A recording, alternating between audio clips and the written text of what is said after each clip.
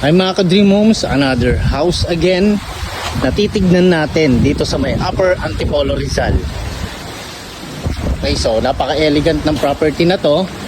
And ang lot area nito is 260 square meter. And yung floor area is 250 square meter. Meron siyang 4 bedrooms, 4 toilet and bath, and meron siyang 2-car garage. So itong kagandahan dito sa mga nagustuhan ko, naglagay dito si seller ng container house. So ito guys, pwede nyo siyang gawing office room. And meron siyang isang kwarto rito. Alright. So ngayon, pasukin natin yung loob ng property. Ayan, ang lakas ng hangin. Labas lang ng bagyo sa atin. And then makikita nyo guys, no, ang daming plant box dyan. Yan, nandito tayo sa main gate. And dito naman, pagpasok nyo, ito yung inyong 1-car garage. Ayan. And then itong part na to, pwede nyong i-landscape yan guys. Okay, and then this is your lanay area.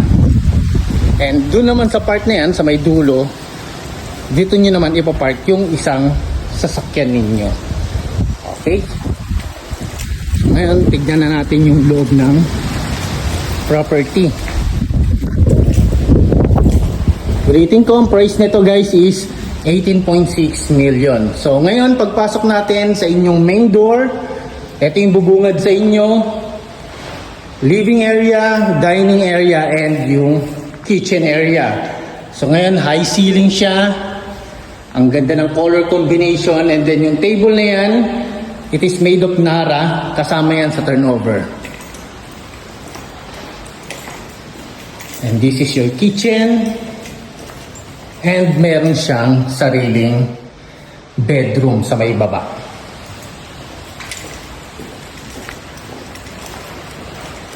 So ngayon, akyatin natin yung second floor. And kung mapapansin nyo guys, may mga CCTV na kasama rito. Pag-akyat natin sa may second floor, ito yung bubungad sa inyo, yung flooring niya, it is made of Nara. And this is your family area. And makikita nyo rito yung inyong view. Ganda.